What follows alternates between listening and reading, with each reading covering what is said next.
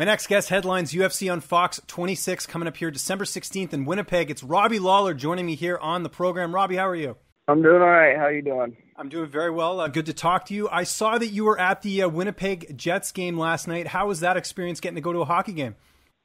Yeah, it's been a while since I've been to a hockey game. It was fun. Lots of goals being scored. Pretty busy. I know a couple of your teammates are hockey fans, Logan Storley and Tyler Ray. Is it tough to get into hockey being in the States, or I guess what's sort of your what are your thoughts on the game of hockey? I like hockey. There's actually I've been to a few games. I've been to some in St. Louis. Went to an Anaheim game in California, and went to Dallas games. So I've been to some games. I love sports in general. Good stuff. 40 career fights, first time fighting outside the U.S., first time fighting in Canada too. Why is that? Is it just not, you just don't like fighting outside the U.S., or is it just the way you kind of been booked? Yeah, it's just the way it's been booked for me. Just how the card's laid out, I guess. For sure. How excited were you not only to be fighting in Canada, but also to be headlining this card? Yeah, it's a good opportunity to be on big TV and fight my first fight outside the U.S. and look forward to putting on a great performance for everybody. And let's talk about your last fight. You get the unanimous decision win over Donald Cerrone at UFC 214. How much better did you feel in the cage just with taking that year off and having a chance to sort of regroup and everything? I felt pretty good, but it was a good testing for my training and where I need to go. I got a good read on things I needed to work on and how I can get better, and that's what I've been doing. And how happy were you with your performance? I know you didn't get the finish, but it was a pretty convincing win over Donald Cerrone. Yeah, it was a good performance. I fought 15 minutes, pretty hard, so I was able to get some time in the ring and in the cage and move around. Everything was good, and I used it as a learning experience to get better. Excellent. And now you're taking on Rafael Dos Anjos. Was he someone on your radar, as far as the next opponent, especially after his win over Neil Magny? No, I don't really do that stuff. I don't really pay too much attention to all the other fighters. UFC kind of just called me and asked me what I thought, and my coach just thought that it was a good fight, and it was a big card, and that's kind of how it played out. Well, you must be a little bit excited with the fact that, he's a former champion, and he's also a guy that isn't afraid to trade in the pocket. I mean, we've seen, his fights with Eddie Alvarez and other guys where he's just willing to engage with you. That must kind of excite you.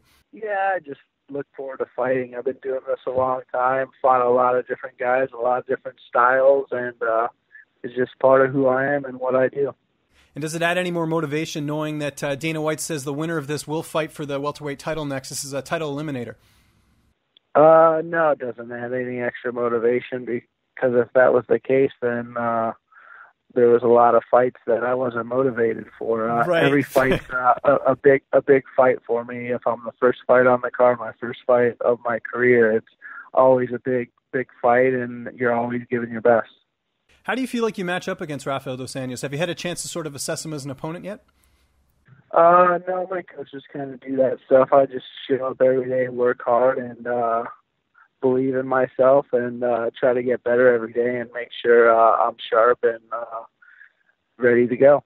And he's come up from 155 pounds. You used to fight at middleweight. Do you feel like the size factor will play, sort of a factor in this matchup at all?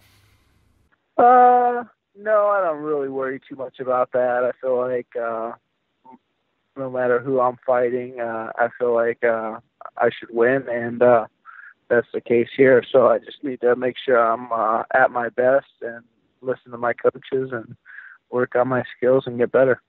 And let's talk about your training camp. You're at Combat Club now. How are things going, and when do you sort of really ramp up training? I think it's like 8 weeks now, so 2 months. Everything's good. It's just fine-tune everything. Start as soon as I get back, I'm back to work and working on my skills and making sure I'm in shape in a lot of positions, and I have really good training partners to get me where I need to be. And who are some of your main training partners that you sort of work with on a regular basis? I know it's a pretty big group, but are there any guys that you sort of work with more than others? No, just whoever the coaches put me with, but I work a lot with Logan Lee, helping him get ready for his fights, and Michael Johnson's helping me out, help him out. We have a big group of fighters, really good fighters, who are looking to make each other better. How good is Logan Storley? For those in the wrestling community, they know all about this guy, but just as someone who gets to train with him every day, how much potential does this kid have? He has a lot of potential. He learns fast. He's picking up things every day and implementing them right away. So, really good athlete, a guy who's learning fast. And then when does the weight cut process start for you? Do you start watching your diet now, or does that happen closer to fight time? I really don't have to worry too much about my weight. I just eat for performance and how I feel. So weight cut is not an issue for me. It never has been. Yeah, and I know for some fighters, as you get older, it's tougher to cut weight. But it sounds like for you, it doesn't really matter, that everything's just pretty business as usual. Yeah, it is business as usual. I've been doing this a long time. I have good people around me. It's just something that I've never really had to worry about, was the weight. And how do you sort of see this fight ending coming up here at UFC in Winnipeg? I think it's going to be a great show for the fans. Rafael and I are going to put on our best performances, and the best man will win. And I mentioned it there. Dana White says that the winner of this will get the next title shot. But are you worried at all that maybe George St. Pierre might come back down and they might book that fight with Woodley instead? I don't really follow the sport too much. I just worry about what I can control, which is working out every day and getting better. So I'll be fighting December 16th, and that's all that matters. I know you don't watch the sport that much outside of your fights, but do you have a winner in that GSP versus Bisping fight? How do you think George will do moving up to 185? I don't really follow it too much. I'll just watch it and see what happens, just like everyone else. Before I let you go here, we've talked all about your fighting career and everything. What do you like doing on your downtime? I know you're a busy guy, you're training all the time, but what do you like doing aside from hanging out with your family? Or you mentioned watching other sports. What other sports do you watch? I watch tennis, but I haven't been watching very much TV lately, so I'm just kind of relaxing and hanging out in nature. What about on the plane? What do you get up to? Are you listening to podcasts or music or anything like that when you're traveling around? No, I'm reading or sleeping. Okay, fair enough. What's a good book that you've read recently? I just work on basically ways to get myself better physically and mentally, and that's the kind of stuff that I focus on.